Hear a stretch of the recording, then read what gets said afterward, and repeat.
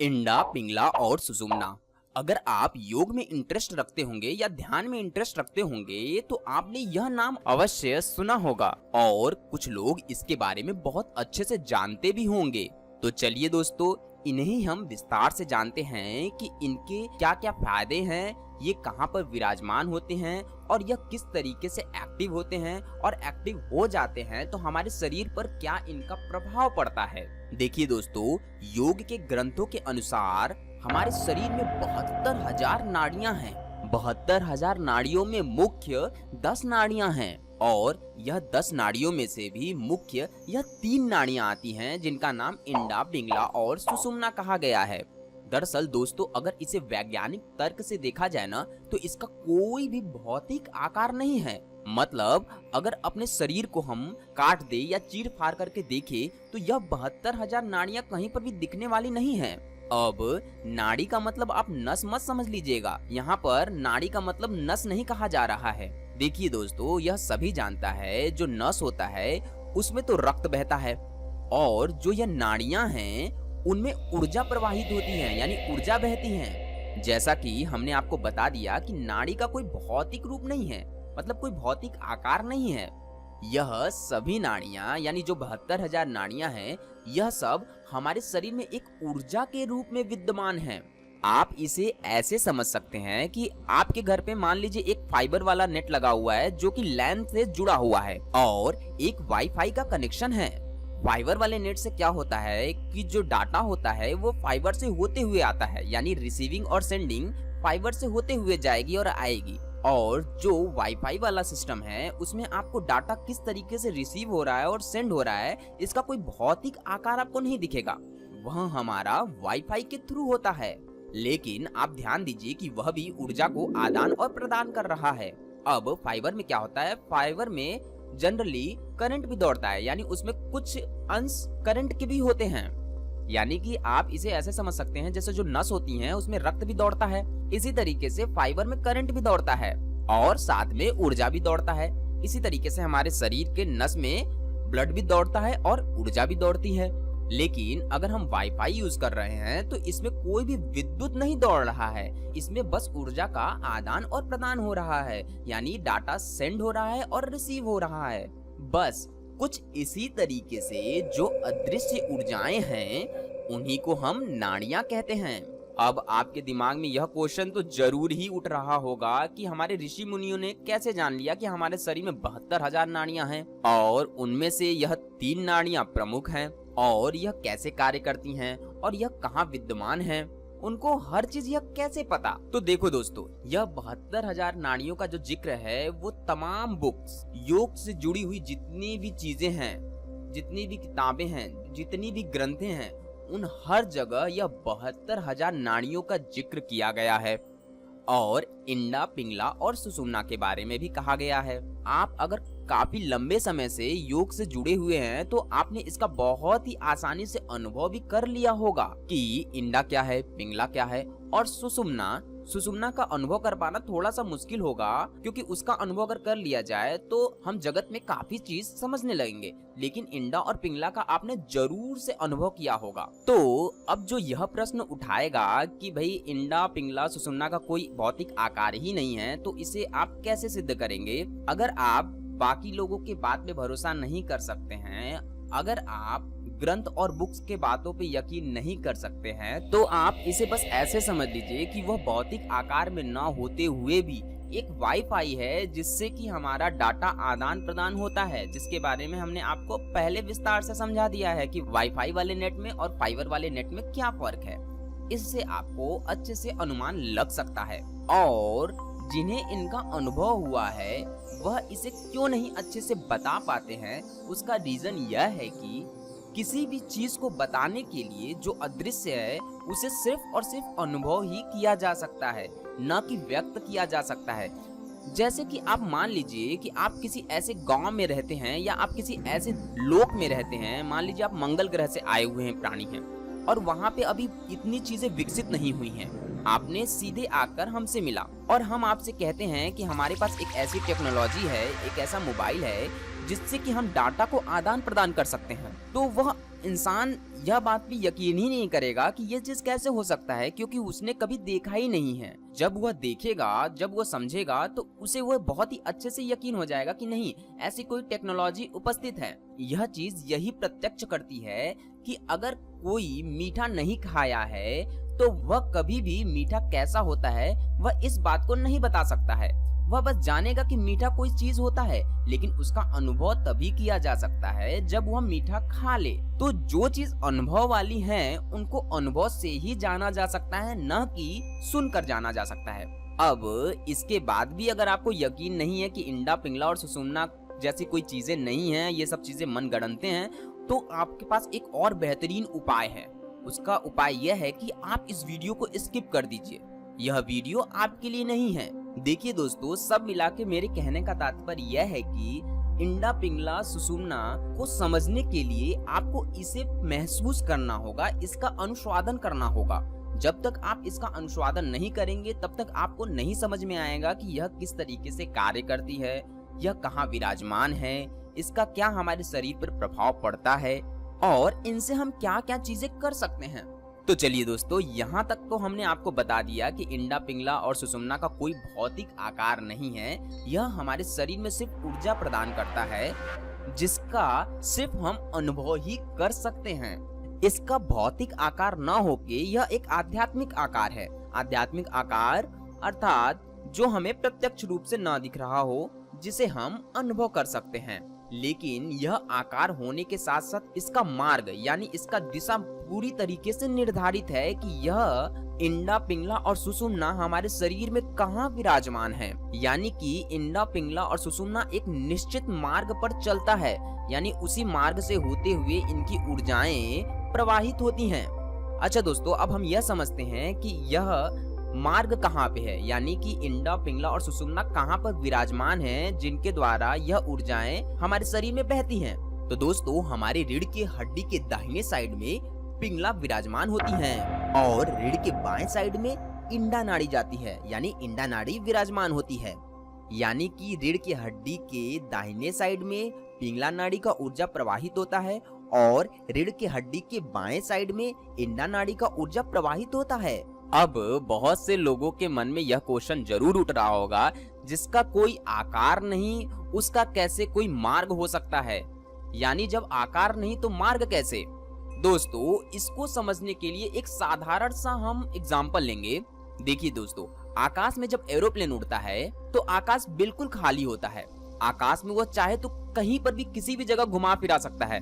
उसके मन के अनुसार वह कहीं पर भी एरोप्लेन को ले जा सकता है, क्योंकि आकाश तो बिल्कुल खुला हुआ है, वह किसी भी मार्ग पर जा सकता है। लेकिन एरोप्लेन कभी ऐसा करता नहीं है, क्योंकि एरोप्लेन का भी एक दिशा, एक मार्ग निर्धारित होता है कि वह इसी मार्ग से होता हुआ जाएगा और किसी मार्ग से होता हुआ वह कभी नहीं जा सकता, क्योंकि वह भटक सकता है। तो समझ में आया ना कि एरोप्लेन जो कि पूरी तरीके से आजाद है कहीं पर भी घूमने के लिए आकाश में, लेकिन उसका भी एक दिशा निर्धारित है कि वह उसी दिशा में जाएगा और उस दिशा को वह छोड़कर कहीं पर भी नहीं जा सकता है।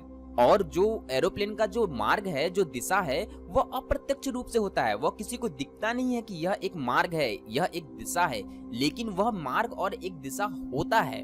बस इसी प्रकार से हमारे शरीर में इंडा और पिंगला भी विराजमान है, जिनकी ऊर्जा ही सिर्फ उस मार्ग से प्रवाहित होती हैं। उन्हें हम देख नहीं सकते हैं, हाँ महसूस जरूर कर सकते हैं, और इसे बहुत लोगों ने महसूस भी किया होगा जो योग में निरंतर कार्यरत हैं। दोस्तों, यहाँ तक आपने समझ लिया होगा कि दाहिने साइड में पिंगला विराजमान है और बाएं साइड में इंडा विराजमान है। अब रीढ़ के दाहिने और बाएं साइड में जो इंडा और पिंगला विराजमान है, रीढ़ के बीचों बीच सुषुम्ना विराजमान है।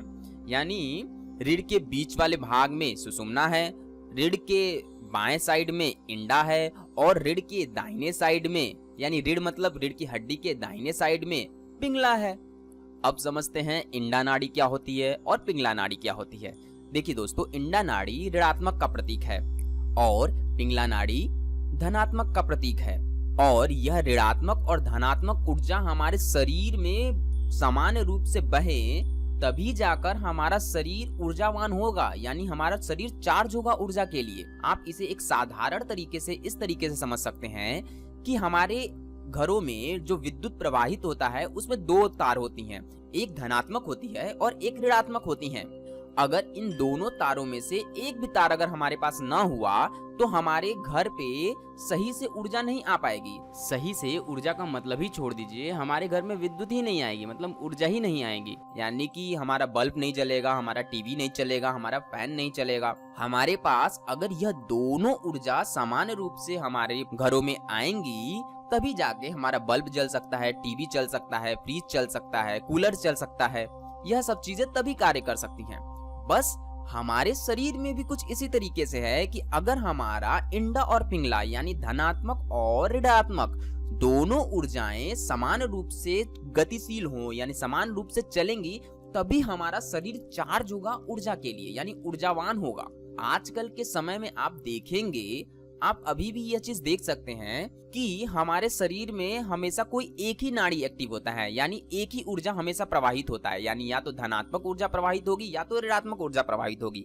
इसे समझने के लिए हमें श्वसन क्रिया को समझना होगा, यानी कि अगर हमें जानना है कि हमारे शरीर में इस समय कौन सी ऊर्जा ज्यादा प्रवाहित हो रही है, उसे समझने के लिए हमें अपने श्वसन क्रिया को समझना होगा। तो आइए इन्हें थोड़ा सा समझ लेते हैं।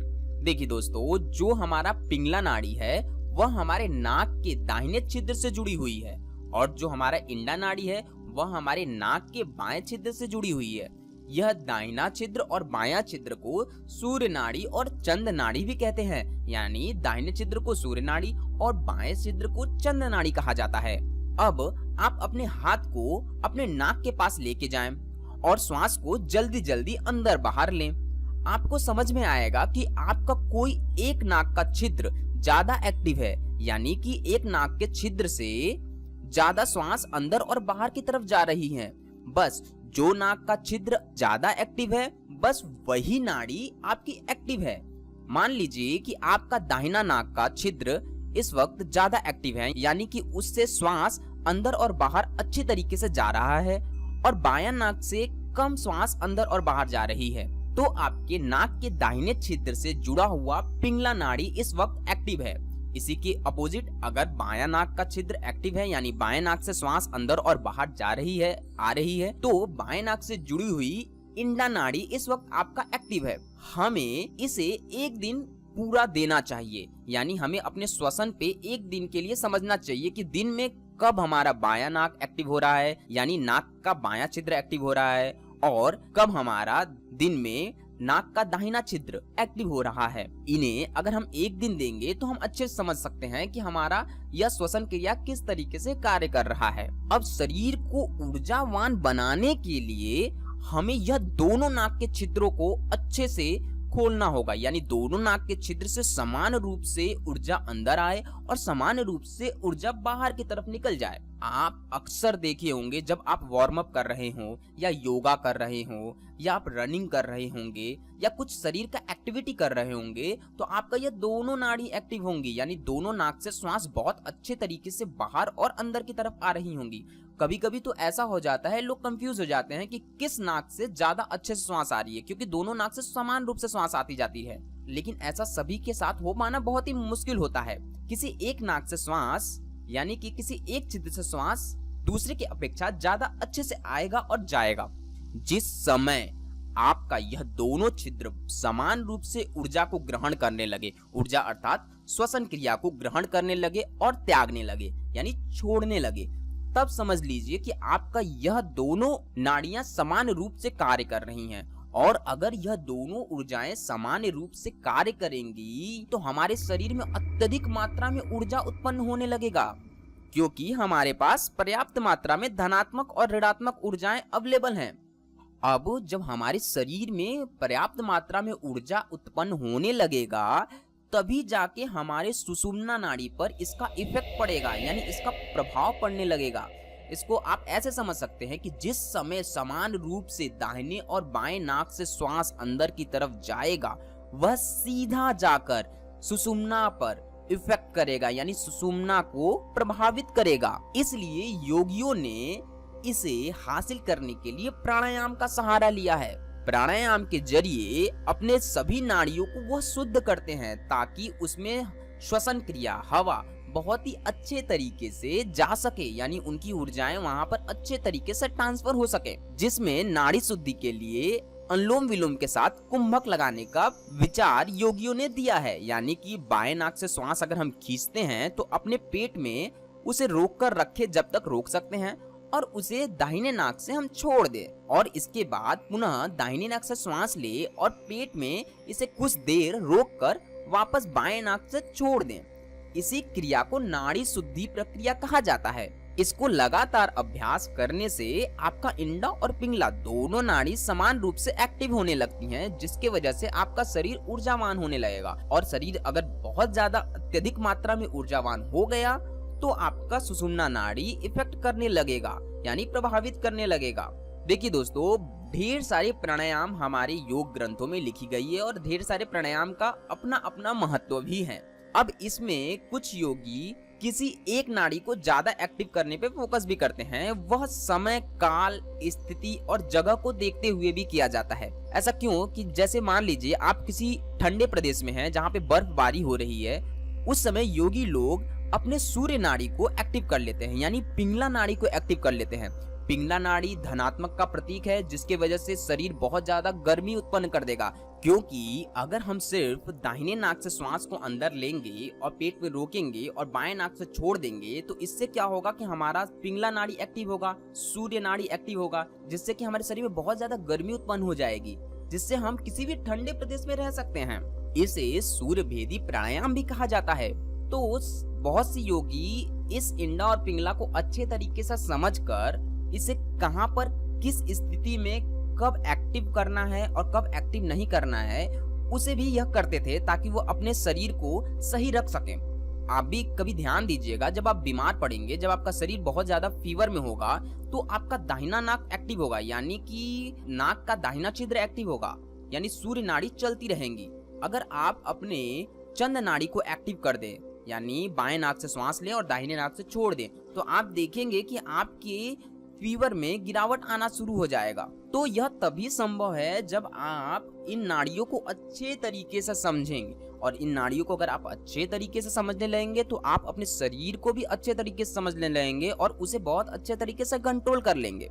लेकिन एक बात हमेशा ध्यान रखिएगा, शरीर को अच्छे तरीके से समझना और उसे कंट्रोल करना एक अच्छी चीजें हैं, परंतु बिना गुरु के निर्देशानुसार किसी भी कार्य को करना थोड़ा हानिकारक हो सकता है। इसका एग्जाम्पल हम आपको इस तरीके से दे सकते हैं। बहुत से लोग योग करते हैं और जब उन्हें बीमारी होती है तो वो योग से उसे सही कर लेते हैं।